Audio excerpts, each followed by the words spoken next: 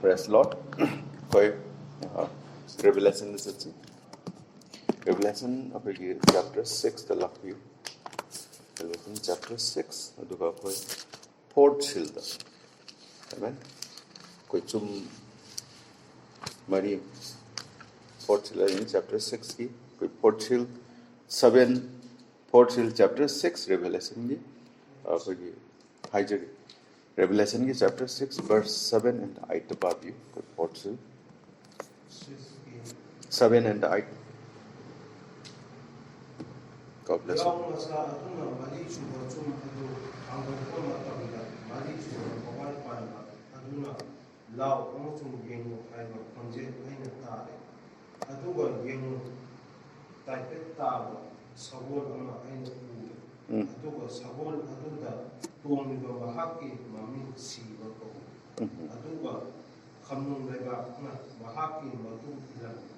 Malemgi saruk mari tokogi amagi matakta fangsangna saptang gana si gana amasung malemgi sadinna sasinna hakna makoida mati pire. Amen. Prabhu Chandra Prabhu Christo na ko sing na thagat seri sigi wahe se Prabhu sigi chumari nam khrawa sigi wahe se Prabhu Christo na kakna matik chavni I teirawa ing na ing teirawa yaw macha na lakiduna masigi mari suba sum have Revelation chapter 6 ki verse 7 and 8 sigi chum nam ra na handopyo han from very let of you laga puno phongdopyo in Jesus Christ name we pray. Amen. Blessed his holy name. Blessed his holy word. God bless you. Pamivyani. Amen. God bless you. Hallelujah. Amen and amen. Akoi mawang hafta om suba chum noi gra. Amen. Akoi journey da sum lai sum gi aur na si journey sida mamang hafta om suba chum ni matung da hojik la mari suba chum ma Revelation ki chapter 6 ki verse 7 ga 8 aur koi adu mari suba chum ni. Praise the Lord. Yang chi hojik ka dora Prabhu na koi da haijari adu masigi athupa se masigi damata Prabhu na koi da hojik akoi da understanding gyan bibi voice athupa se da yaur che kai no haina. Amen. Hojik akoi gi mari suba chum se hogri kan da mamangi ahamba akoi gi ani suba ahum suba chum gi preview da chachi mamang da kitang backup ama lauchi akoi na mamang da su church kum da su akoi church ki kumching ko backup logui mong da masigi sogon thori ba maha se riders se sogon thogo maha se amasung masigi akoi gi chum thugai ba siga habi sogon thori ba sing sogon mam thori riders se sogon thori ma aduga chum masi kairak masigi chum masi kairak ba masi da koi chani preview hojik ke dore so akoi sida akoi gi wakalon nei akoi audio da su si wakan jason view chigi chum chigi matang da phamiba akoi church da lai su believer sing su mind da lai view adu da koi chum da lai ne koi mind se adu na ka doi akoi da power na ba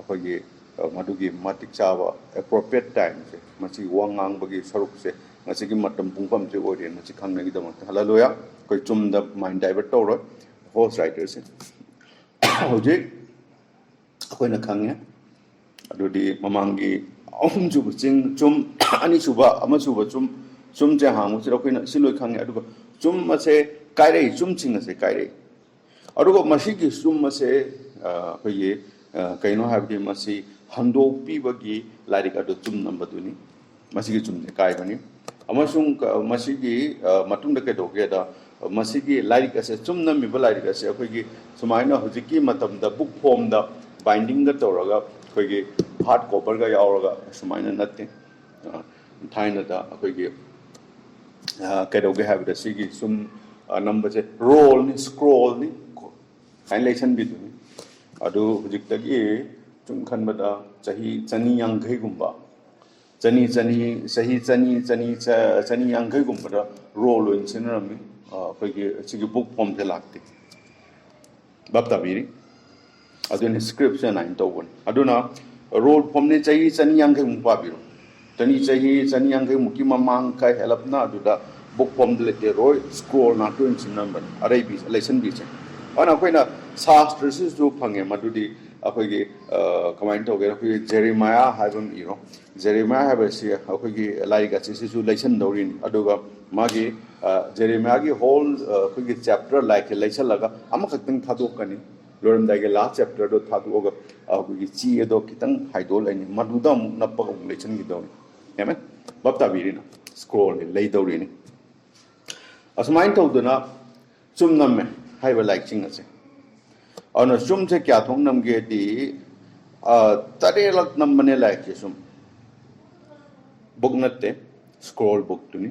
scroll से और न तरे लग थोंग नम में अदुगा कदोरे मसीगी कोई तरे सुबह कोई चुम हंडोपी भी लाइक ऐसे है मैं बाइबल से वो हंडोपी भी लाइक ऐसे तरे थोंग नम में चुम ने अदुने कोई first second third fourth fifth सिल नाइट रेवलेशन दा 6 तगी होरगा अब सिल चतोरिन दना अमसुंग देन मदुयेंची हारिबा तरेसुबो चुम्मसे हांगनबगी दमकता अखोई कमाइन तोगे दा सर्गदा नतगना मालेमदा नतगना मालेमसिगी खनुम लेबाक सिदा कनामता हारिबा चुम्मसे हांगने दमकता मतिक चाव लेरमदे मसिगी लाइक हांगम दे मतिक चाव खतंग लाना येंगो फोंगमदे तरेगसे अदुदा जोन जे हेकी क्लाउन कपमी कैगुन हाबदा कनागुम मी अमत फंगमदे जोन हाबदे सर्ग थक्ता सर्ग लैरोन उमनी सर्ग थक्ता फंगमदे मालेम से फंगमदे खनु लेबाकु कनाम तो फंगमदे मरमदी मसिगी if that book was not taken हादिबा लाइक से अखोई लौदब तागदी ओरिजिनल ऑनर दगी लाइसिगी मपू लाइसिगी मपू सिदगी लौदब तागदी कनायदा लाइसे मांगरबने कनान मांगन के हदी अदाम तुम इब्न सिगी लाइसे मांगन बने 7 सिल्स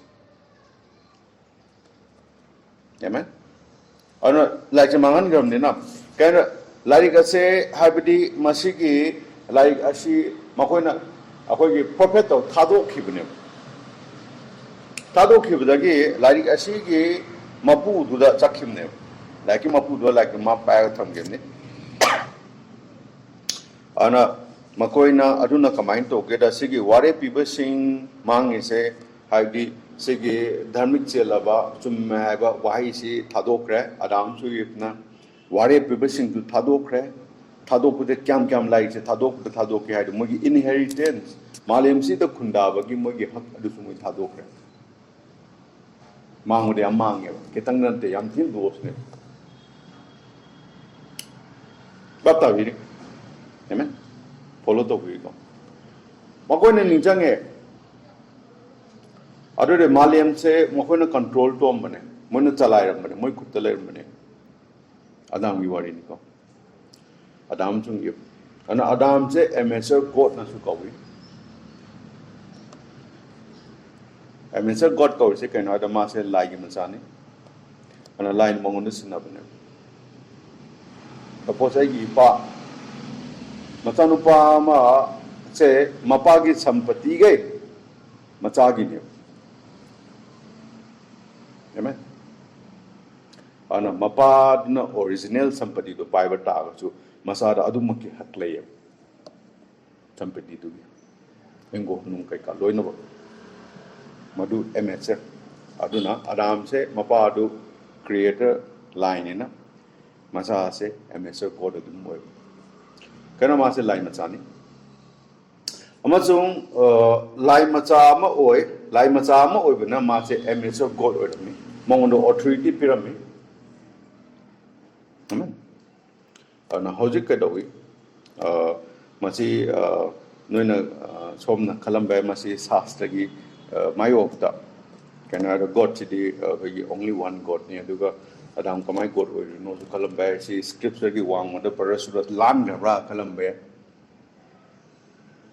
kana da mi bu kamai lai I don't know na scripture gi wang ma da paina chat khara na saina khanba chu chat chat de ताबदे हम न थोम बया अदुबो अखोइना न्यू टेस्टामेंट दा सुमना अखोइ प्रभु यीशु ख्रिस्ट ना हाई किबा लाई प्रभु न कमाय है प्रभु न सुमना हाई नखोइना अदे प्रभु न सुदुसु फेरिसे ता नखोइना मखोइ सिंग अदुबो कैदोइ लाइमा की वाहे से कायदा लाके आमेन लाई की वाहे से कायदा लाई एमोस 37 की मतुना लाई महा की वाहे से प्रॉफिट लाई वाता थोको सिंग लाई और न Sadducees, Pharisees, the prophets of Christ, na script, कोई script तो दुम नहीं, बाइबल से देखिए हाइट हुआ, और क्या है, करी को न कोई न मखोई बो, amen, क्या है, who the word of God came to, लाई माँ की वाही से काय लाई माँ की वाही से लाई सिंग द लाई,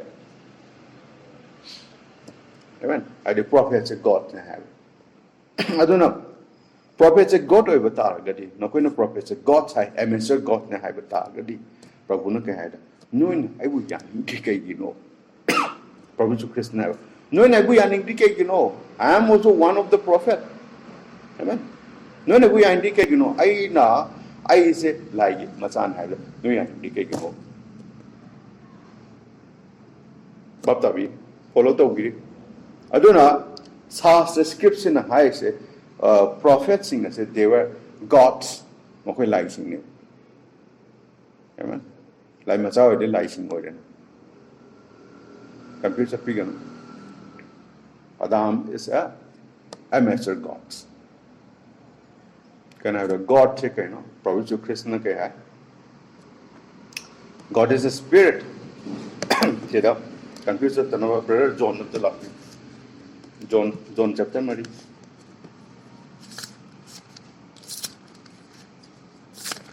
कितन थोड़ी ऊपर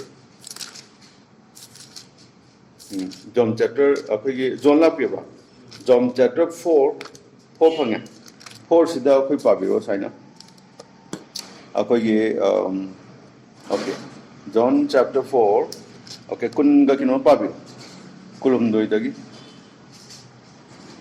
कुलुम दे कुन मरी समय तन नुपीदा प्रभुना हाय बनी ठेंगनर कांदा कितन लाऊं पाबिरो उनका कमर लाते अदोगा मधु होजित कोई अचुंबा कुरुंबा सिंगना Mopa अदुबु थवाइदा अमसु अचुंबदा कुरुंगनी मरमदि महापु कुरुंनबा Mopa अदुना असिगुंबा निसिबु theory. God bless you. God is a spirit. Mapa adu kunmari dumpa. God is a spirit. Laidi thwaini amasu mahapu kurumba singna mahapu thwaida amasu achumada kurungani. Lai se thwaini. Amen. Lai se kai hai thwaini. Genesis the kitang through love you Genesis chapter 1.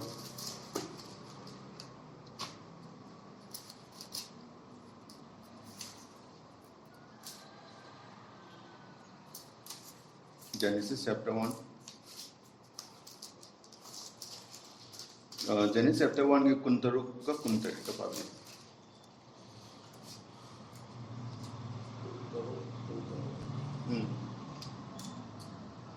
अदुदकी लाइना आइकी अखोई की मवोंदा अखोई मानना मी सेमसी. Lai se spirit ने प्रभु जो कृष्ण ने है John chapter मरी दा verse 24 लाई से आत्मा ने और से लाई महान है से अखोई का चमान हो मी म सेम जाएगा this is spirit man. Amen. आत्मा ने से कब अदुगा मकोइना समुद्रदा लेबा ngaसिं अतियागी उचे गोयासिं सासन मालेम पुनमकी मथक्ता अमसुं लेपाक्ता मपुकना सिद्धुना चप्पा जीवा खुदिंगमकी मथक्ता पांसन. Amen. Amateur God. God na Genesis the Laima na Genesis the whole creation to right numitaru ki na tare ni su the ma pot hai adu ki creator God se creator ni mas lai shem bani Laima se adu ga authority pi is di mapu in palo se amateur am the pi na koi control ma kha da thamon adu amateur God Adam se amateur God ni amen line pi thok da du authority do script aka pa Maram aduna lain mibu mahangmakki mawongda sembiki. Amen. Mahakmakki mawongda. Hadi lai masamakse atma adu orabanina atma adu ne man semisari God ki spirit ki part ama lauthoga machado pokne. Amen. Akoge lai ki spirit che God spirit ne Prabhu Krishna masigi atma adu ki portion ama monde thokragadi he born his son. He created his son. Masanupado Sheme, Masanupado Pue, and the son is a spirit. Hallelujah. And that spirit is the part of God. Hallelujah. And that spirit, if it is called a son, Masanupado, that is a God. God Mata, G-O-D, God. And God is the capital letter God. Amen. Hallelujah. Masini. God bless you. Makapabi. Let's take one example. Praman amoina example amoina logo matam sida. Sige God I say we taken kedogeda. Kogi Adam sida God ki whole property out. God makta yawi ba whole property je Adam makta de yawi. Amen. Canada pramanam lopiro samudra ocean nataga sea. Oina pramanam logi. Samudra hari port se masida samudra ki ising sida. अखोगी थुम याबुगी चांग जो सुख मत याव याव मदोकिन समुद्र आइदे सी नतगो ocean कवि अदुगे समुद्र दुदगी अखोइन चामस मचा अम खतंग को थोकसेबो चा वन स्पून का आमेन चामस अम खतंग को थोकांदा अदुगे चामस अमद फंगेबा थुमीदो हालेलुया चा मानना समुद्र सु दुमियावने hallelujah Samudra God ne yam chao hai adu same property spool tu su le hallelujah amen on the same property this spool le aduna Adam se adu second Adam hallelujah Prabhu redu full le adu first Adam se adu amen aduna same God ki property le man aduna small God God maka babi Lagi mawongda mahang ni Sembirami, mahanga makoibo nipa amasung nupi una sembirami. Amakakta to kai semte. Have spiritual jurani. Amen. Spiritual jurani. Ado nupa amasung nupi male amasung female se asi kaida mahakuda. Hide Adam sila layam. Nupi nupa punna. This script ni. Jurawen. Amen. Have the hide of Masanupa Adugi Nundra Lake, Jurani, Nupi Umpunupa. Pull up Punasalam. Rapabi. Adudagi line of Makoibo war Bibiki, Amasung line of Makoi the Haiki, Nasana Su Okso, Amasung Yankatso, Aduga Malem Talalo, Amasung Madubu Kudum Sanjo. Aduga samudra laiba ngasingi atiyagi uche oya amasung malenda sadiba ahingba jiba khudingi mathakta panjo. Amen. Praise the Lord. God bless you. Masina hai se kari no hai bada hojupokti kogi spirit ni atma ni ana god na lai mahag na kogi bo piri se blessing feel is a spiritual Adam dani. Amen. Aduga lai mahakna Adam pokhiba matamda Lord didn't born Adam by sex. Sasrina sakin lai mahakna Adam pok matamda sexual relation the pokte spoken water nganga then Adam was created. Amen. And spoken water, Adam was created. Adam is a spiritual Adam. Adam is manungda. He and the she, male and the female around me. This is not born by sex. Canada sexual relation to a spirit poke there. Amen. Bless boy. A spirit poke there. This is spirit you are in. Gonna bless to say, Lime Hana board be Kai the Boge have place the board be there. Spirit and a period. Amen.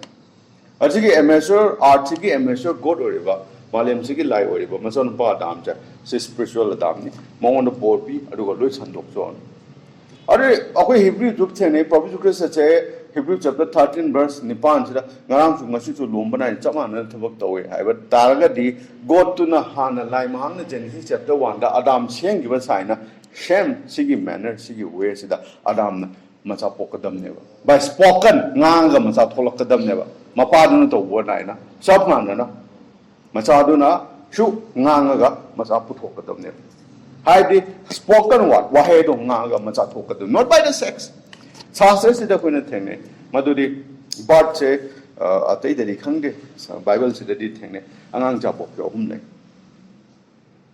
अंगांग जाबो अहुम नहीं नुपा खत्ते न पोक पमा without sex ना अदु God ने आमन पाम्पे अन God चिना अंगांग से Heidi अदाम जे पोए creation mai machani अदु न just नुपा खत्ते ना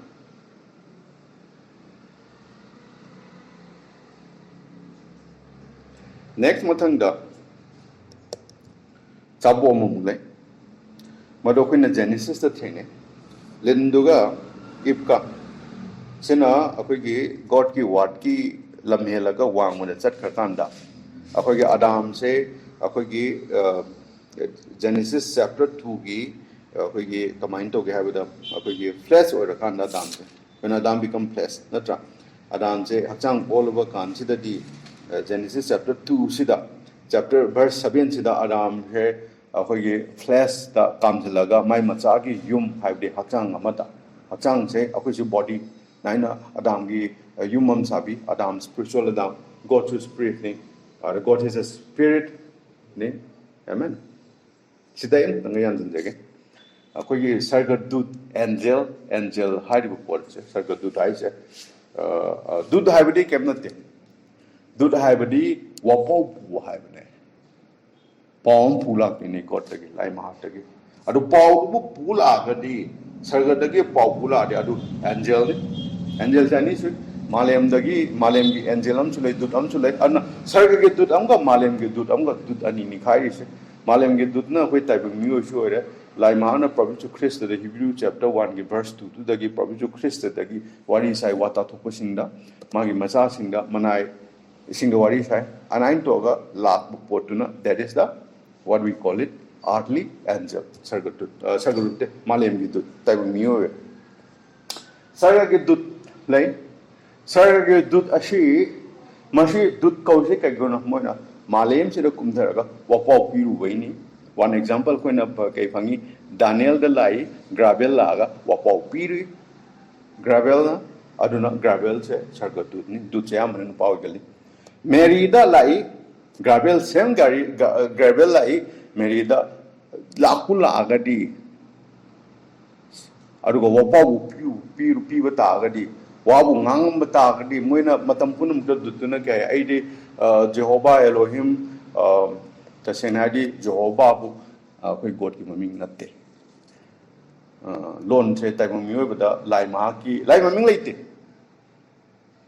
amen lai gi maming leite tai maming ba am ta pokre lai gi maming lo ba ngamba lon je chu de koi lai se lai ton de khap pa chu de ta seng na ha ga god ke JVHU hai ba mai maming de JVHU hai ba ki ucharon che hai polo ngasi wo okay place da ngasi wo kana gu tai bu mi umtana lai ma ki wai che amaro akoi gi mai maming che hai dok ngam dina tok na JVHU hai ba pot che ngam da na Jehovah na ta ba ne amen Jehovah still error sorry ba ta bi ko ana sigi go cha koi pot sil la lak ni akoi kitang keno ta won kitang wa mu bai ta ana sigi kai gravel ne ke hai Daniel dasu adagi Mary dasu ke hai lukta Mary dasu natra Daniel dasu ke hai gera I say JVHU Almighty the great spirit Prabhu Krishna have John chapter 4 verse 24 the great spirit of mage mamangda seba to wa sebarini mawon dagi wapau tha pani gravel sin ai se Ada mana ka hai aduga wapau do pyramid Daniel da wapau do pyramid Mary da Virgin Mary da wapau do pyramid Zachariah da id John gi Elizabeth Zachariah gi masanu pa se John the Baptist madu Elijah ni lukte yawi Elijah gi spirit ni maya ta no ko na phangi dut ase wapau pu ba dunin amen aduna sige dut chichu is a spirit dut se atma gi form le God is a spirit then angel is a spirit dut chu spirit ne akoi sarga dut ki wari ni huji hai sina ana dut che spirit ni aduna dut che ma gi spirit form the le aduna sometimes hogi dut se comment to the pillar of fire mai gi yumbi lai ko exodus ta adagi mai ngang chak pa du da akoi mai ngang chaga aduga udu di tumna chakte udu da mai chaga lai mana bu chakte adu mai bu chai that is the angel adu dutni amen angel se mi gi form da lai ni haiba walai te adagi light appear star appear that is all in ko shine am ni kam symbol am ni adagi pillar of fire lai adagi ko Damascus ke lambi da Paul da the book of Acts chapter 9 the Acts ki chapter 9 do da ko dut yei dui amen angel Prabhu Christ masamuk dut ni sir to hallelujah on dut che any form the life but real see dut is in the spirit amen aduna moi any sagon the lakwi any form the taibang mi ga wari sana agena ko gi taibang mi ga wapo do taibang mi gi delivering gi time to the lokthok gi matam do lakko matam do di they can come in the form of a man mim gi hakchang da lakwi amen not in the form of pillar of cloud ko gi laichin gi yumbi do lakwi or in the form of pillar of fire mai gi yumbi lakwi ko du phangi ago dudam sulai pa Abraham da dudohum lai Elohim JVIs you ne the wood worm ne and Michael ne mo lai they all a spirit makoi atma na tani dut che Bible lagi phangi adu ke do ge da Abraham unaba la pa du da hai ba dut ahum mai ai de Elohim yaw God yaw amen adu dut ahum do mo spirit form lai na makoi na Abraham unagi have da they have to meet Abraham in a body hallelujah praise the Lord adu that body sige sam akoi Revelation ki chapter 2 sige verse 7 chida Adam du ki body ma semi earthly body ama admain to na Jehovah woodworm and Michael moyom dut anima akoi Jehovah sagata ki palai se makoi kumdam matam chida God is a creator Genesis the man lui chai semi adoi he can create Satan cannot create Satan is semangam deko Satan on thok pangam bani ma creation te Satan la God ka khena bam khutang lai kaina the God the creator mo God is spoken one and nang thoga aduna mai ma cha dam thoi ni adagi any creator ni loi tholo ho maru veloi hobole ni Genesis da pen ma hero lo phangi he can create amen let there be light God said it mangan tho he created the light God created the light hallelujah he is the creator already the great creator kind of lay hallelujah he is in everywhere amen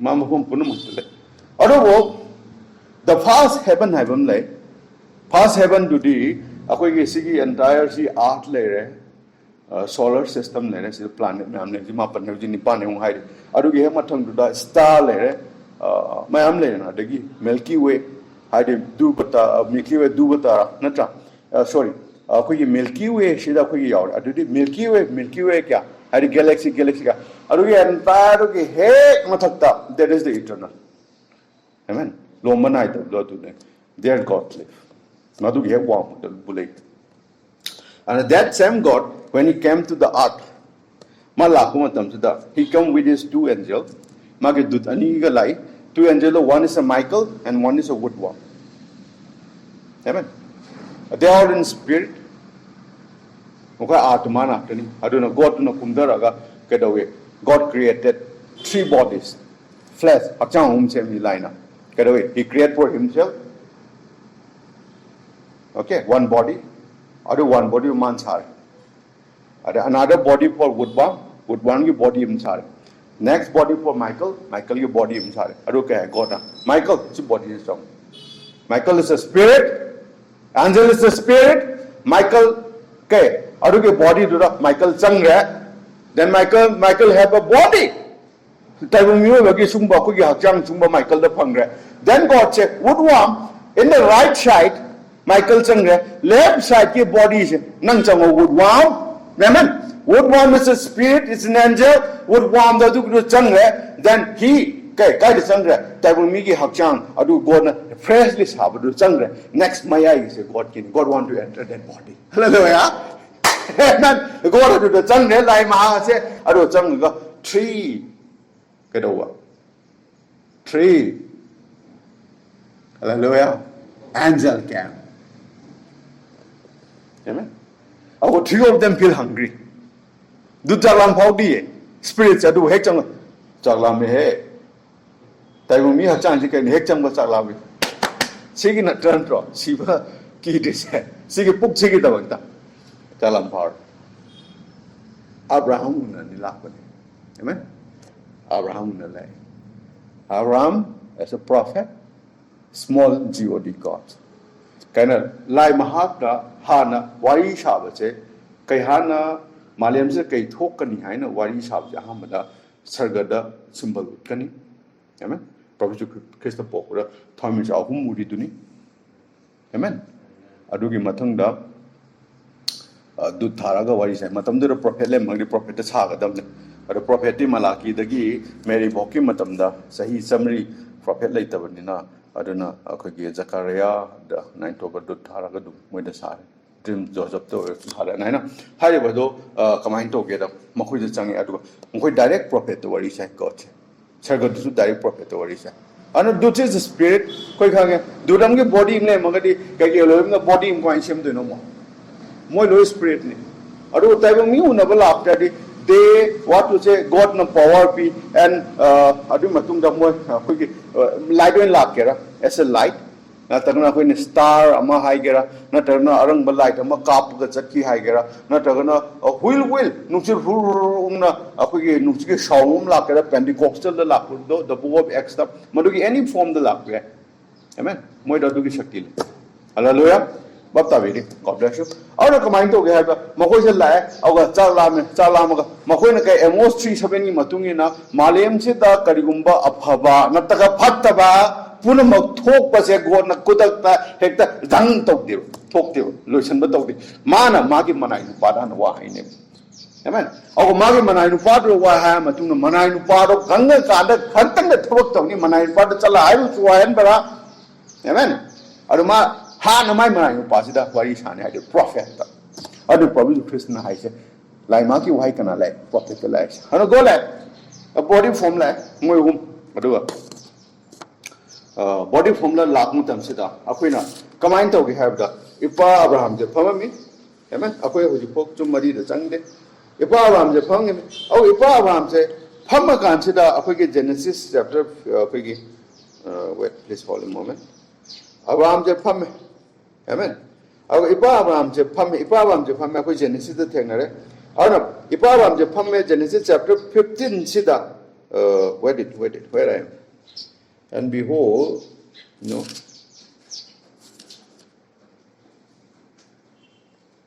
okay Genesis chapter okay 17 you are in okay Genesis chapter 17 you are in sorry 18 you are in Genesis chapter 18 sida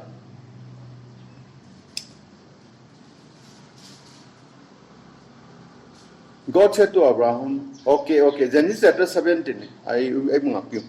Genesis chapter 17 sida, ipa Abraham sida, kanula, God to unale.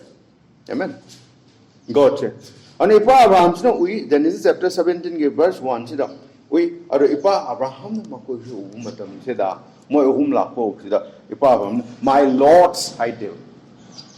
I gave Prabhu Singh idea. Adu maya idu laiba adu khangi maya idu Jehovah nena amen adu mana ke hai my Lord ai ma pui bungon aduna akhoi King James version sida na to any Bible da akhoi my Lord haiban amen adu bo akhoi na American gumba Greek gumba da yeng matam da ji si Elohim kawe Hebrew ki any akhoi Hebrew ki Bible the Old Testament ki Bible sida akhoi na yeng bata ga di si Lord hai roi Elohim hai pa ram amen LORD capital letters है करूँगा Bible ने LORD ने capital letter लोई सब पता करें मधु Elohim है ना ट्रांसलेट तो अरीब दा Hebrew दा Armenian दा mostly Hebrew तो फंगी और Hebrew की बाइबल जो चल रहा था करी सीधा अब्राहम ना my Lord है दे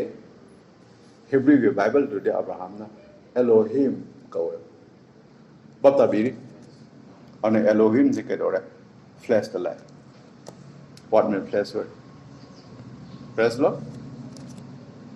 And right now, Adam gives us the same man by spoken. By Mahati, it's not by sex. He just spoke it and it comes to alive. What pun makuluwi.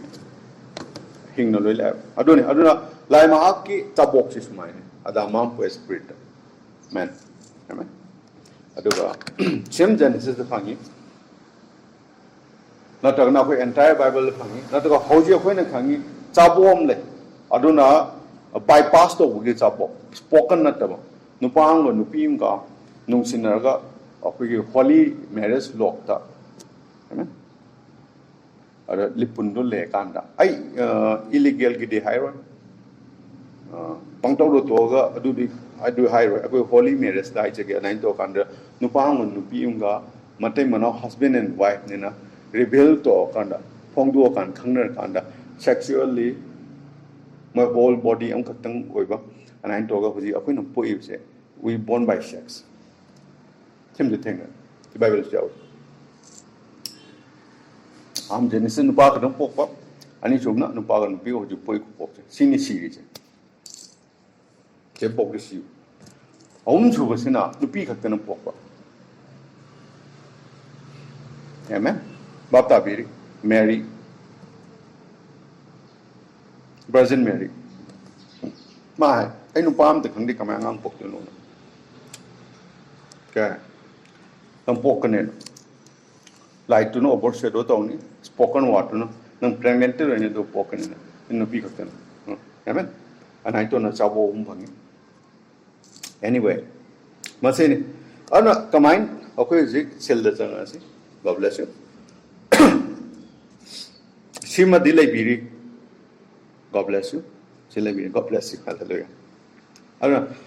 Prophets of Krishna, I get up. They were gods, professing as a god and a high. Okay. And man, me said that if you become born in the family, you must da Aquila, I got say, say, Port Selgi got say, in my Jabani, got 19 the Gihovani.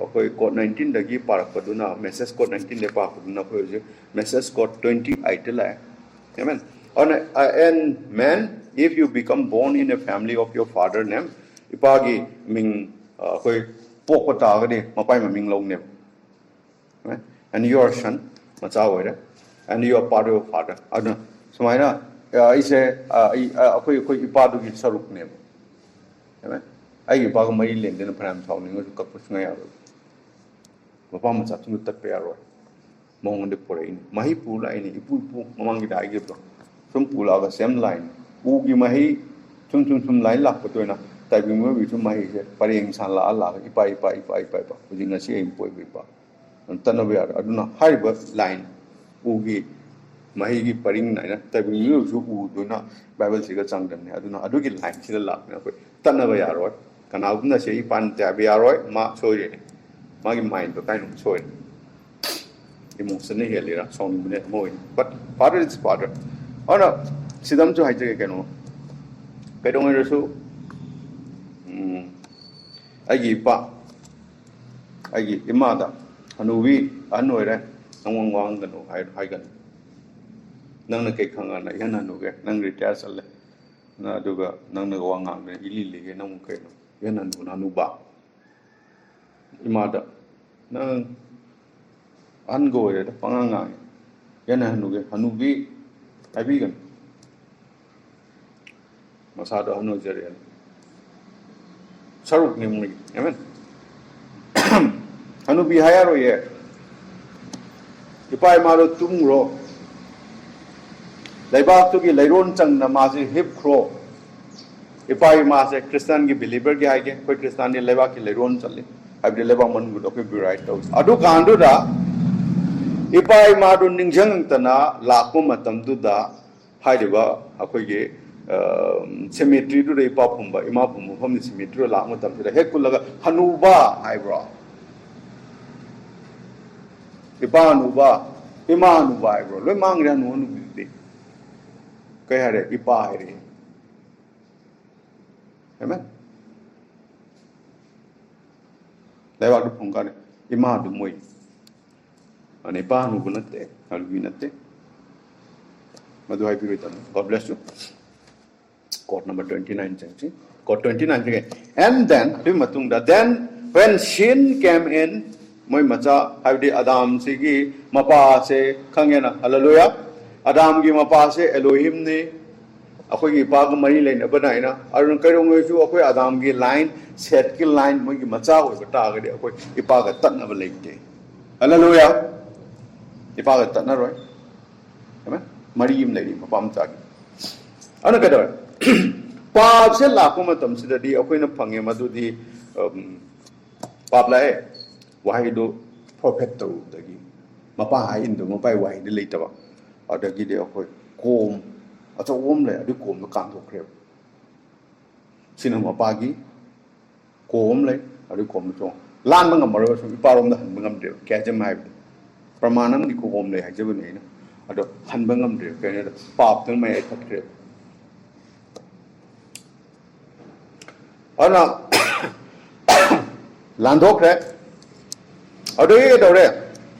Masi gi lan ba se kup na ba gi damakta salla ba gi hameng gi yaw gi I na kuppe. Apasi ki wari sano ki damakta. An ipasi ki wari sage adi sarga thaki ipasi ki wari sage aga di koi ki I ma daka le mara le taba sallabo igera yaw sing igera hameng sing igera makoi ki I du no kuppa kanda kaktang da mapa ka wari sanga mi sarga thaki ipaga adubu sa adu ki I du na koi ki pap adu di lokthok pa ngamde kuppa kaktani bap tabiri Kai bu kupi seng laba kano lai pisu na bas sarabam lai amen real blessing kya chu di bu yar pap sido no idam ta blessing powder gumba seng labam lai maduna ke do ke da mo laba pa ba se pap ki mo laba se okay pisu no kum thuga Sudoku. Amen. Kumna Sudoki, Madugi blessing powder do. Madu Pravisu Christa Gini. Hallelujah. Pravisu Christa Gina Subada. Amadu Kupamaki, Udanava. Hallelujah. Adu Pravisu Christa Gi is in it, Sudoki, Matamsari, Papki, Makum Kunu to Gai. Completely. Mata Tana to Gai, Adu Kedora. Aduga nasai pa adu piri ba Satan do Genesis ta mana entam bira ada mana pap se pure water ki log hai aduga sexual commit hola mayam controversy sat pe hai si comment to inona sem tau hai ni adu berasuran si kai no ko si kudong taw le ga di ko ye ko church ke dum bap ta bani adu audio da origins gi matang da no ngoma prabu no holy ghost ne abi beta ga ni ngang position praise lord Ana si tum samjan si koi mari su tum dalai bani na. Ana kamai ta udah Satan se perverted. Ada aseng mapoda do. Hana mauta degi lai mapodo ontok pai ba tang ma sa bai ji. Ma creation le se manate ma ontok tang lai bani na. Pa hai ba se kai no hada pa si ki hek onna thena ba da righteousness na seng ba do madu perverto kana pa la bani. Aduna kamai ta my original perverted Satan do. Pap kana na semi pap kana na onthok pi seng bidi Satan onthok pem ni na sudu kana kai ta ge da pap Satan marai ba ta Hallelujah. Amen. Saya tangi kau macam mana itu bapa? Mana pap itu oleh nama Buddha. Pap si pap tu lah. Kuru kulu lah. Itu yang makar jangan Bapak Yesus Kristus lagi. Sigi blessing powder sih. Bapak Yesus Kristus lagi. Amen. Si jangan kupu kurang. Itu yang makar. Aduna pap pura sudah opiraga. Sum bebe sum hana pap kaya dia pap original setan ne. Saya tangi mai waktu tu dah. Hallelujah. Mana nama itu lah. Pap is mai tu. Okay, aku jangan. Anam. Satanic dahil lepap se. Amen. When it got back to Satan, he waited his time for eternal and say annihilation. Aduna Satan na pap loy time mai marai bakta. Manam phu tong lang na pap malem pun magna pap deba Christian macha believers sing sing na khurong pu matam dida Satan na loy pap da. Maunda aduna Satan ge judgment ngai le. Satan just to because Sagataki pa Provision Christana had a word na Bible na just over them Satan Ruma is just military, just men guide, just men head lamatam da Lomba night na Tatna Tana Lane, Palang Tatna Satan. Why just men? Minlots and nap. How do you get over? Masina Tae Madudi Akway Kaibu Taza guess a queen of Tai. Akway Taze, Madu the Queen Taze Kaina. Akway Taze Madudi, he will absolutely have a Satan mark, absolutely be done completely aware and annihilated. Satan Mang in young Pilayare. Amen. Akway white home justment did a prayer hope up.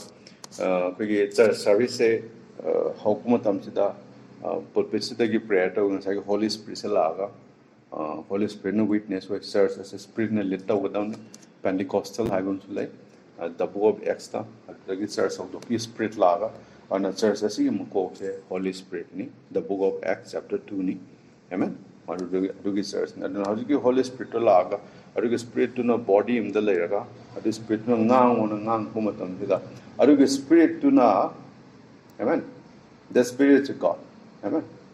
Or that son is a messenger God, amen.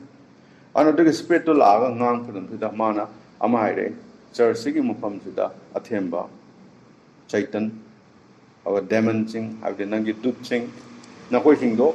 Probably Christagi wise in a puzzle, Aduga Nokoi, Konung Lebak to the Kum Crow, Haiko. Hi, Aduga, Nokoi, Mapam Aduda, White Pond, Jasmine de Probably Christgi Lak to go, Nation Salayo. An entire temptation, entire sin, only that. Namasungai in Satan. Just don't know the word of God, probably Christian. Hallelujah. Okay, adjustment there, just over the say, Christian denomination, my arm like denomination, man, confusion like adjustment say, I have denomination, I'm a moy de giladi, moy adjustment on the denomination, I'm a moy de lade, moy adjustment on the denomination, moy lade, moy adjustment on the avoid a lack of the shape or symbol confusion like Baptist Katang, eternal Pangadavante. Catholic Katang Pangadam Nate, Methodist Katang Pangadam Nate, Moima Shem too, say Nabale, Alugo, Justment say Canana, don't have the white one justment there, probably to Christian. Amen. Our probably to Christ second had the word of God. John 1:1. I'm the Wahado Lerami, Wahado Lime Hakalim near me, Wahado Matline. A Wahamato. Jangan saya nak tu nak aku irak tertin right, ada what, ada probably Christ si wise ni entire Bible segi center say probably Christ ni there's the word of God.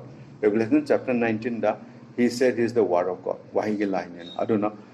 Justment lah, kasi wahi the justment lah ni, wahi tu na, I don't know. Aku ye, aku na ngang yu wam tamang di, ay nga si Portugal say ngantah horok pagi. Okay, portion take kum changar para lorna rebuild to omni na adugi da amhai science su hai kai hai ge da akoi na ngasi ngang yu wa se mang de amen web ta tha jok raga sigi sound che tum chat pane adu na wai mang de ta seng na ga di akoi yam chaw ba lek amada mata pukim da nungam pop thada matam sida ta kan sida adugi pom wem chun thui na lem da web chun thui nam chaw ta adugi web da sun chakkiwa sun chakki ana akhoi na ngang ni wai se sang web sun chakkiwa aduga akhoi gi kai hai ni akhoi gi taina ra bank tu da paper bank koi gera get leg koi gera aduda amuk ye web chung hale sumaina web se dimension amada akhoi gi shong che sumaina sunne shong mang de amen the mai dum le chi ai ngang ni se mang ngoi kamai mang ta chen have this audio to YouTube to thagat pen amen dum le ho dam YouTube to dum chi gi shong le ba ta ga di hojik akhoi gi si gi natural sida thadu web se kai gi mang du ni si gi shong chi audio se ki audible nei ne mang ngoi amen and probably person say listening ani mang ngang gi ba akhoi gi wahai sing ase and bible gi amen masi su mang de science na hai bani ko science na ka hai si gi web ki audio gi matang da research yang kup na thira pata ga di aduga sira develop to pata ga di chai kunmuki chai kunmuk sida research tong matam da pawi su kristana ngang gi wa do phang am ne mai audio catch tong am ne dimension du da gi exactly ma ngang wa do kai ngang on audio vel thado ko ngam ni ha chuk chok le sai adu da research store ga adu phil tu da adu shem prabu na ngang ngi si tan audio ni ba ta bi de hojikan sai sam chok le yung thai na gi mona lisa ka hai bra photo painting do thai na deep camera kap te na photo na ta ni na hujiti ai gi mateng da gi hojiki photo do completely akhoi mi hojik copy ba akhoi photo camera si android phone ka be si mong to ga move to moi machin ga leng da na mamit ka leng da no khot to da na like to pore photo do na te painting do adu live to pore ga adu live oi di same sai sam chok le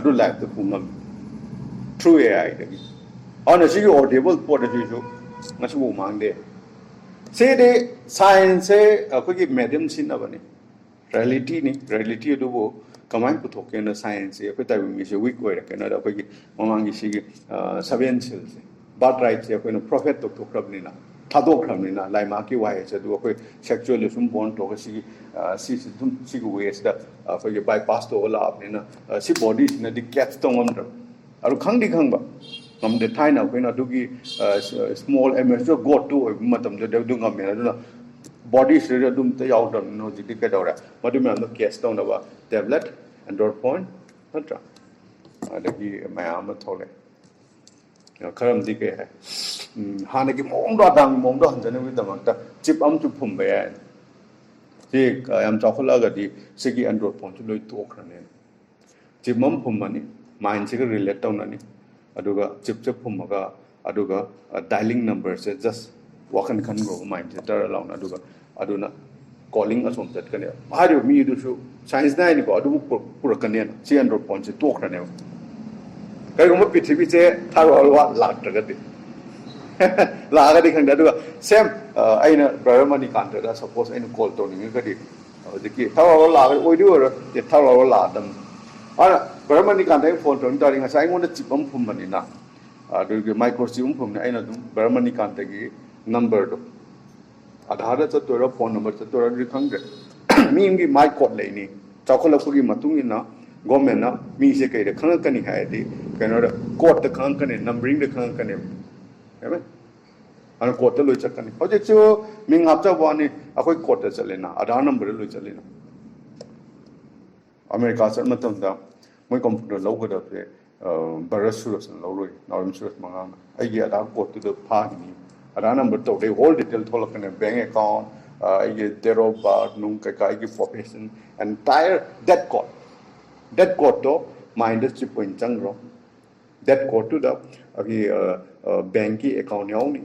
पैसा कथोक Kochin recharge तौबा मई की bill हापा water इसिंगी केका लोय अदुगी call तौबा तागरे court तो लोय चलकनी ना चक्करदी खंगदे सि संचा से पंगुई कुइदे मानदे हुजिके लेबे इरांग सिंगसिददि लान याम पामनरे मयाम से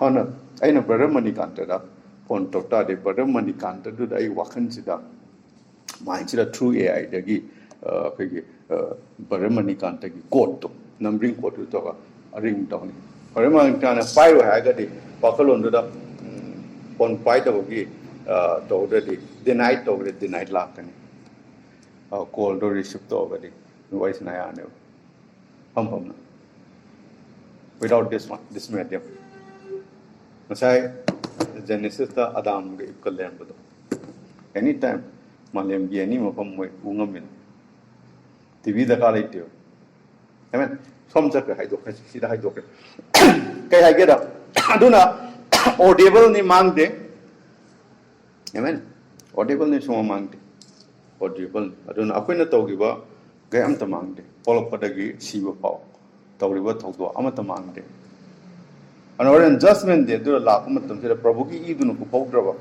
ma je repent tawdraba ayu hanagi punchi rai ai to ge ai oiroi ai prabhu to christian go water baptism phange real baptism ni hai se aga pentecostal gi matungina the boy actually matungina prabhu peter na abdo no ko puning hongadi prabhu to christ gi mapa ma sa thara sem gi ming rate Canada from the Matthew da mapa masa thawai aseng bagi ming hai mi singular mapa masa thawai aseng dugi ming hai di ming ngam lai hai bani amen baptism mapa masa thawai aseng ming da baptize to on bible the thing yaw dem bu nong the bible la yaw ai nong bu pai sing yaw ram tom pam da thawai aseng ming baptize to de city ko akoi Constantine gi Rome da madu don thokim Parson and Holy Ghost baptized of him. I don't know even Rome to come in.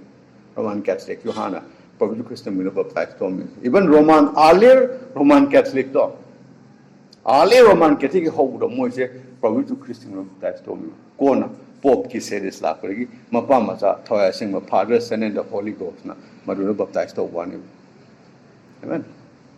What the video? Praise Lord. So God bless you. Clarification the Kaleva. Entire Bible sida Matthew the Prophet Krishna Mapama Thashing Ming the baptized stone, Hiram Magadi. Amen. Budu Nateva Ming the Hivane. Amen. Pabion the Matthew.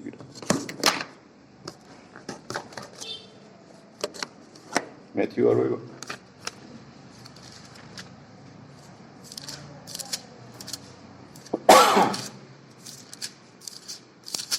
Matthew last chapter, Kunipon.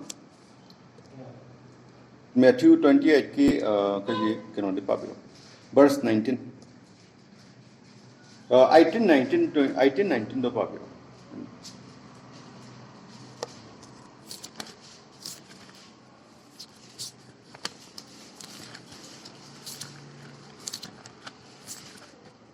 Kitang thura. 18 and 19. Mati. Sarga amasung malemda laiba matik punamok engonda pipide.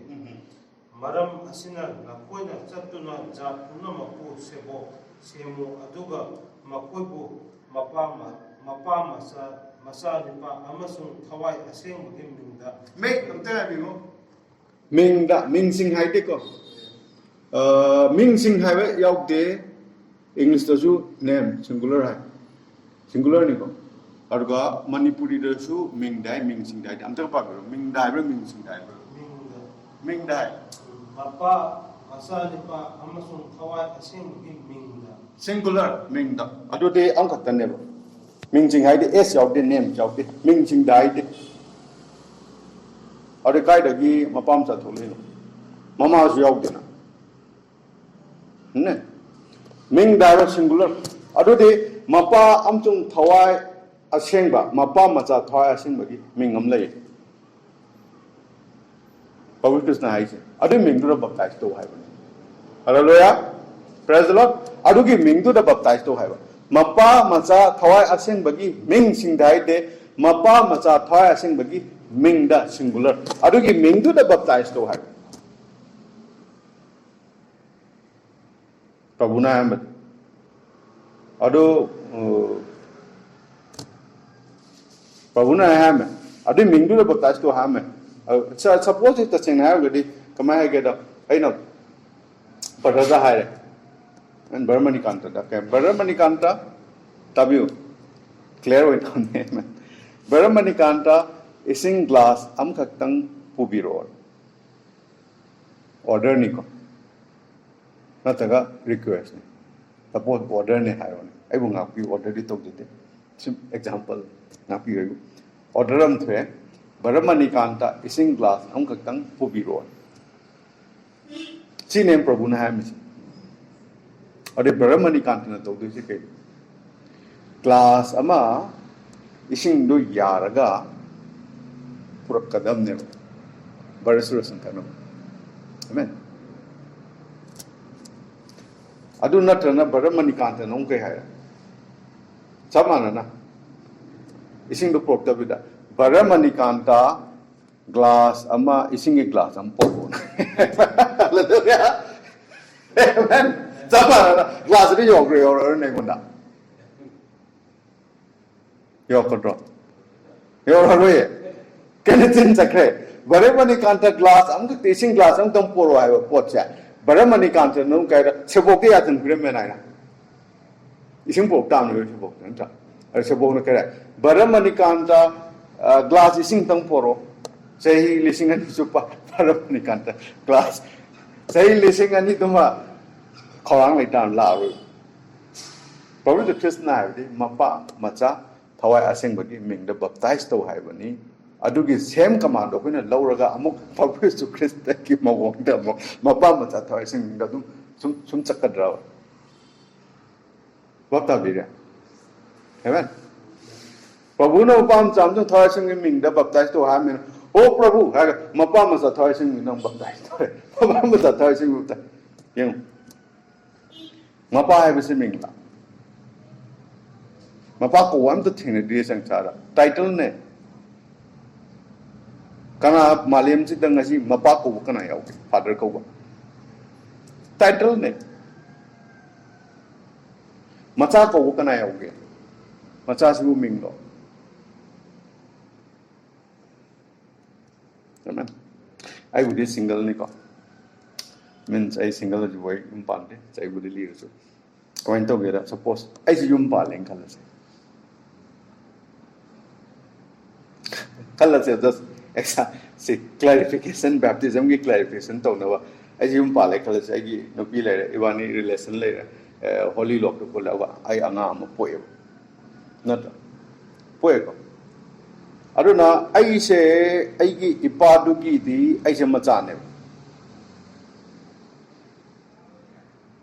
bapta bi I ipadu ki di I se macha ne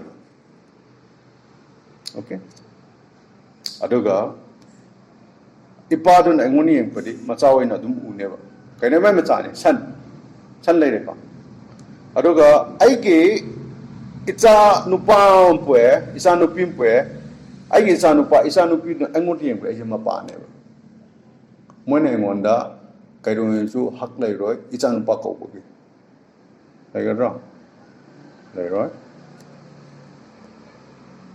mo ne ngonda baba ko ne papan ana isi macha su ni pagi ai isa singa du ki su ai macha na te moi gi moi no na papa khu ni mengdi na te title ni adu ai gi nu pi do adu na ai ngonda itsa khau do re ra na ta ga papa khau do re ra azikan de lai kong ra ni papa na bap ta de ko adu ma na ngonda yam nung china hani ko kwe nanta ma gi husband ne ai nu pa na ha ka ne asinu paze kana nang nachara natte nangi babara natte nang pupura natte kana na sinu pasu ai pu ba ai pu ro ba ai nu pa ne ha kane amen aruna aisha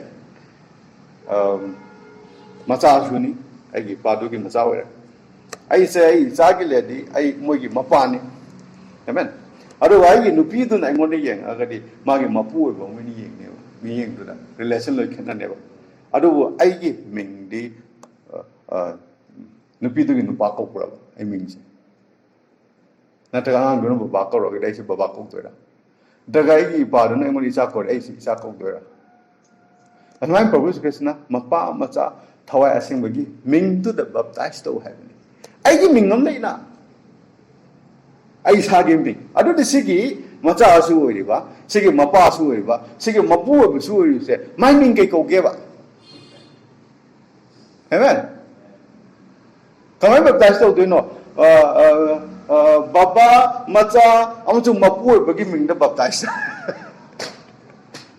kana ko no pi mi no pa mi no baptize to ra ya de ta seng ai ming je ke ko we nauram suras manga amen baran nauram suras manga ai ming so man Prabhu Krishna Matthew ya tan pirami mapa macha amuchung thawai asim bagi ming da baptize to amen sin ta badi ming amadi lei di praise the Lord kade ming to baptize to ai ni baptism clear ni aduna Peter na gyal laktana the wo ex nam bhabi pakon chapter 2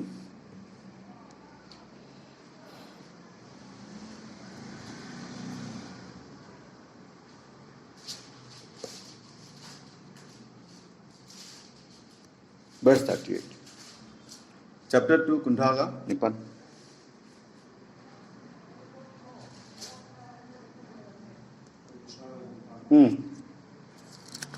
verse 38 Maduda Peter na makoda haki na kogi pa uki na pagi dama unun ko aduga tu asking buka beka amtaga habi kai haiba Maduda Peter na makoda haki na kogi pa uki na pagi dama ta unun ko aduga Jesu Christ ming da baptized law Maduda koi amen are Peter re yathang mapa machang dung thoya sim in the baptized to na yathang piramaga Peter na Prabhu ki wai de hitokpam khan ro Prabhu Krishna baptized Peter khange mapa kan ro macha kan thoya sim kan it's only one Trinity like hai Trinity like table like adu office am khakta ne hallelujah mapa khatang macha khatang thoya sim khatang thang kai dokte leite Bible le yaw de noi tu de noi na na Christian se mapam sa thoya sim balai hum ne ha ta de Yahudi ta piu na tu de Jew the piu to se Jerusalem tu dijam chali ba makoi singa tu ta akoi Christian na koi di mapa su lei macha su lei thoya sim akoi lai hum la le na ho ji rabbai de da yu su khong bang kong thor kan kai ai ni noi Christian ma thoram thang da bana akoi ge Jehovah lai su bu ma tu ahun phong na kathala akoi de pe kan ona the Old Testament there is only one God and we serve that only God hallelujah hitana roye Judaism chi Palestine chi leba Israeli macha sing na sida mapa macha thoya sing mo de piso mo kau thor kan chana roye kan moi gange only one God we also Christian okay understanding that we also believe we have only one God are God to ki ming do moje ta ha mi bapham amada mapung phar irat padu ine na aruna koi ni pa si irat du she I ma da ka lai hai I tu ki makha de irat ni hai di madu ki I do I de ma yaw ma cha ne hallelujah aru I de ma yaw ma cha du ki maming do Prabhu Yesu Christ ko we hallelujah aru ma se ma pa su ma sa tu thawa sing ma na Prabhu Yesu Christ ki I de chang ga madu da koi pa ma ka perfect fellowship worship we hallelujah ma si pa na na this is the Godhead hallelujah Masi God hai ni aur koi na su Yahudi ni not ye Judaism sing chida koi na hai ni not ye neng ram la le shoi re mapa ma cha thoya shang ba hai ba se ma gi ming lai noi na khoi mi ba jo ba do Elohim do noi khoi mi la do ma do noi gi mamang chai le sing mang do noi la ke na Prabhu Christ gi ming da Master Mapazu Masal Thoya Sing Mane, my Miming Prabhu Christa Kona Peter, the boy of chapter 2 give birth to Kundraga, Nipan City baptized Obuni, Pona chapter Taraga Mapan. Amen. Yes, see, probably Christian baptized to Mapam the time the Trinity Nati, what Trinity like? God go office na tudi. Ay nupim theory, ay office second or mapu bagi thok down to tong ma do office ni. Ay bi cha le di, ay bi cha do na baba ko bagi ay adu ki thok down ay office ni. Ay pa do ki macha nu pa di ma na ngo thok da bagi macha nu pa mo bagi adu office ki thak taw ya do Trinity di wa. Ado in one dani, ado di, ay se nauram suras, bangang ni, ay ay tabak tok daban ni, title ni ado di. Hallelujah, anaya ko hanne ba. Yahudi singda, mo ju Prabhu mo se khang daban singje, majaya se, sumain to ni. Kaya no, Isaiah 9 says khang do, Isaiah chapter 7 no khang do, kay wani mahak se na. Noina New Testament has a bata, amen. Old Testament it has a bunch, but Isaiah the love. Let's come to Isaiah. Isaiah 9 the love. Wait a moment. I'm thinking just hold a moment. Okay. Isaiah 9:6. Isaiah chapter 9 verse 6.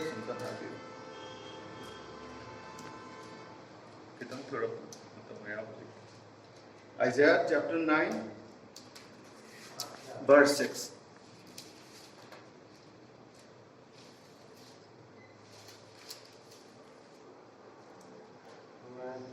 Verse 6. Maramdi akoida angang ama pokle. Angang ama pue, angang mupani, Ashan hai, a child is born. Akoida masanipa ama pibire. Masanupa ama dinupinate, masanupa ni pibiri se, babiro. Mahaki lembanda lengak sasan laigani. Mahaki lembanda lengak sasan laigani, makapabiyo. Mahaki maming kaugani. Angakpa. Abiyo. Pautak piba. Pautak piba. Matik chawba. Matik chawba lai. Matik chawba lai. Kanano siya ngang sipu. Lai hairi. Mighty God hairi. Amen. Hallelujah. Ante nga bigo. Ado de Judaism jatpa singa jo matisi lai hai gadi si God hai.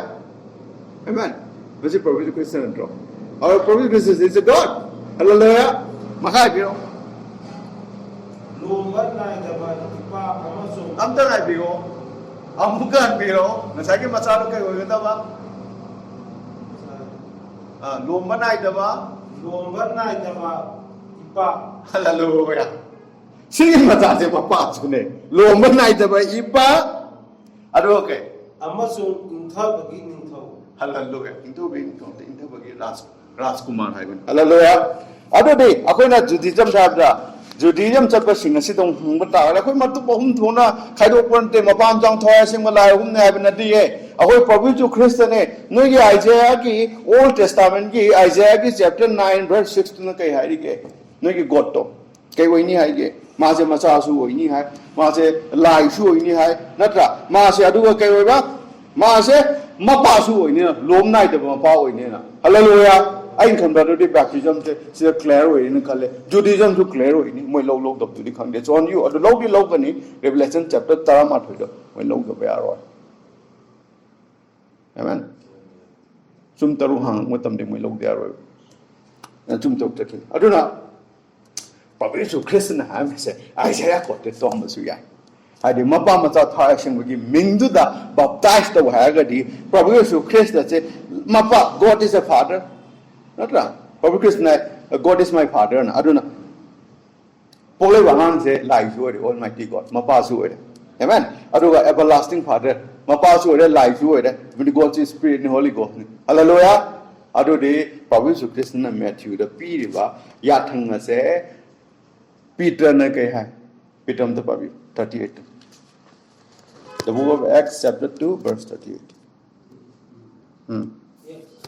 The book of Acts, chapter 2, verse 38.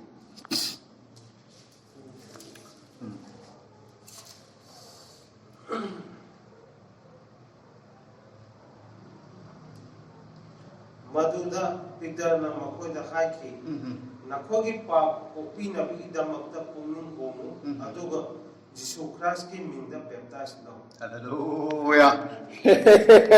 Man and amen. Praise the Lord. Ore Peter kage mapa kanano macha kanano thoya sing kanano do khange ado Peter na mapa macha thoya sing je Prabhu Yesu Christ na Peter Isaiah phajana clear. Amen. Aduna Peter na mapa macha thoya sing je Prabhu Yesu Christ na Bible da se biblical doctrine ni tambi bani shida Prabhu Yesu Christ ki baptize to me. Earlier church Paul to baptize to na the way chapter 19 da. Tawdawra. Amen. Aduna baptism se confusion lai mapam ta tha sing da tawi kharamna amu confusion ka Yesu khaki ming da tawu shaw. Adagi only Jesus ki ming da Jesus name party do Jesus only party do madu lal baptism de Prabhu Yesu Christ ming da baptize to da adi matung do Holy Ghost la na tari sula la roi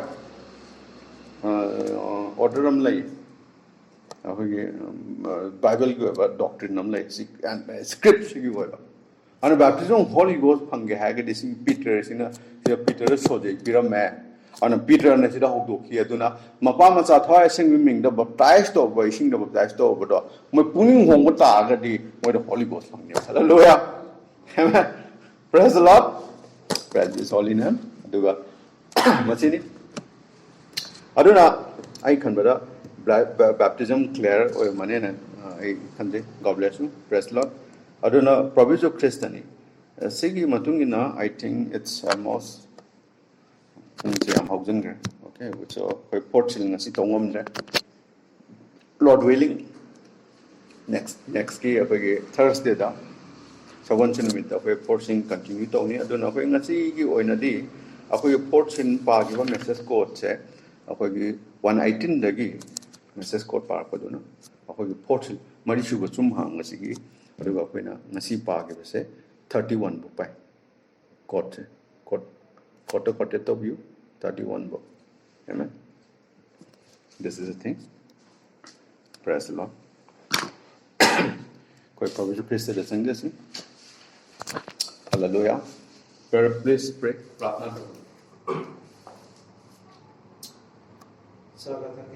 yes Lord amen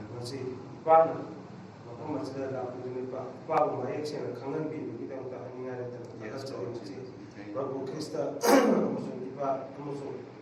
Hawaii sing makana habdi mai takwi bidang la hani ngai ka ka jeri dole na ngasigi portion hago kono mi gasta Prabhu Krista Prabhu na lengja pe tuna puno Prabhu kongo bidang ta so hani ngai ka haga jeri Prabhu matam lai Prabhu Hawaii sing Prabhu binda thapi ri ba kam porta matam chukada na na chu lam jing nam tap de Prabhu kubi ba ha do thank you Lord bidang ta so hani ngai ta ka jeri Prabhu Holy Ghost na Prabhu takwi dam bidang matam chukada lam jing bidang kubi de Prabhu ki wahi ahin machine na sina Prabhu ngasi manga no bidang sarbo de sangbi de kubi ri ba ko ki mili de ben sa sida Prabhu matam chukada kubi ba ha do bi Prabhu na chu no mo de ba pam ta Prabhu ko ki 성공 함수 거의 함수 성공 독번남 마음마도 요구하니 하이밍이 다잡은 지고를 자세히는 나이지만 지금 마땅 죽보다 보고 것이 고기 좀 하이가 있다 다가짜리 마땅 내가 그때 보고 나하기 와해야 지기 오히려 다 하이고는 자자와 yes Lord grant Lord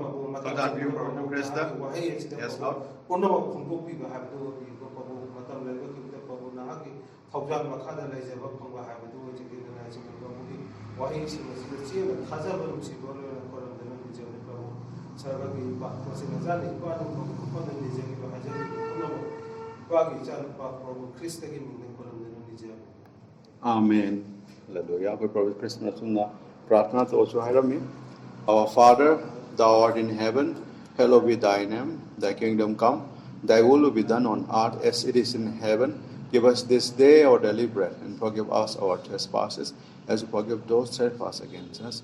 And lead us not into temptation, but deliver us from evil. For thine is the kingdom, and the power, and the glory, forever. Amen. Nasigi sirs, seven apagi seal, a port seal pack up say, Prabhu Krista Mingdagi, Tawai Sing Badagi.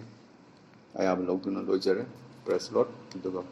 Okay, Hayangi fasting and prayer, Prabhu Konya Khada, Akwai Lak Paishu, praise Lord. Amen. ꯑꯗꯨꯒ ꯑꯩꯈꯣꯏꯅ ꯃꯐꯝꯁꯤꯗꯒꯤ ꯊꯥꯗꯣꯛꯑꯒ ꯆꯠꯈꯤꯕ ꯃꯇꯝꯁꯤꯗ ꯑꯩꯈꯣꯏꯗ ꯑꯊꯦꯡꯕ ꯂꯥꯛꯄ ꯇꯥꯔꯒꯗꯤ ꯅꯠꯇ꯭ꯔꯒꯅ ꯑꯅꯥ ꯑꯌꯦꯛ ꯂꯥꯛꯄ ꯇꯥꯔꯒꯗꯤ ꯄ꯭ꯔꯚꯨ ꯌꯤꯁꯨ ꯈ꯭ꯔꯤꯁꯇꯗ ꯁꯤꯗ ꯂꯩꯔꯤꯕ ꯅꯠꯇ꯭ꯔꯒꯅ ꯑꯣꯗꯤꯑꯦꯕꯜ ꯚꯣꯏꯁꯇ ꯇꯥꯒꯗꯕ ꯕ꯭ꯔꯗꯔ ꯁꯤꯁꯇꯔꯁꯤꯡ ꯑꯁꯤꯁꯨ ꯄ꯭ꯔꯚꯨ ꯌꯤꯁꯨ ꯈ꯭ꯔꯤꯁꯇ ꯃꯤꯡꯗ ꯑꯊꯦꯡꯕ ꯆꯠꯈꯤꯕ ꯍꯥꯏꯕꯁꯨ ꯑꯣꯏꯁꯅꯨ ꯂꯥꯏꯅꯥ ꯇꯤꯟꯅꯥ ꯂꯥꯛꯄ ꯇꯥꯔꯁꯨ ꯂꯩꯔꯝꯕ ꯇꯥꯔꯁꯨ ꯄ꯭ꯔꯚꯨ ꯌꯤꯁꯨ ꯈ꯭ꯔꯤꯁꯇ ꯂꯥꯏꯅꯥ ꯇꯤꯟꯅꯥꯁꯨ ꯊꯣꯛꯈꯤꯕ ꯍꯥꯏꯕꯁꯨ ꯑꯣꯏꯁꯅꯨ ꯏꯐ ꯌꯨ ꯕꯤꯂꯤeve ꯍꯥꯏꯅ ꯊꯥꯖꯕꯗꯨ ꯃꯄꯥꯜꯗ ꯑꯗꯨꯒ ꯄ꯭ꯔꯚꯨꯅ ꯂꯤꯗ ꯇꯧꯕꯤꯌꯨ ꯄ꯭ꯔꯦꯌꯔꯗ ꯐꯥꯁꯇꯤꯡ ꯄ꯭ꯔꯦꯌꯔꯗꯁꯨ ꯄ꯭ꯔꯚꯨꯅ ꯂꯤꯗ ꯇꯧꯕꯤꯌꯨ ꯍꯥꯏꯁꯨ ꯑꯣꯏꯁꯅꯨ ꯊꯦꯡꯛ ꯌꯨ ꯂꯣꯠ ꯉꯁꯤ ꯅꯍꯥꯛꯅ ꯂꯥꯛꯑꯒ ꯄꯨꯝꯅꯃꯛ ꯋꯥꯔꯤ ꯁꯥꯕꯤꯕ ꯕꯤꯕ꯭ꯂꯤꯀꯦꯜꯗꯒꯤ ꯐꯣꯡꯗꯣꯛꯄꯤꯕ ꯊꯥꯒꯠꯆꯔꯤ thank you for everything in Jesus Christ name we ask this prayer amen God bless you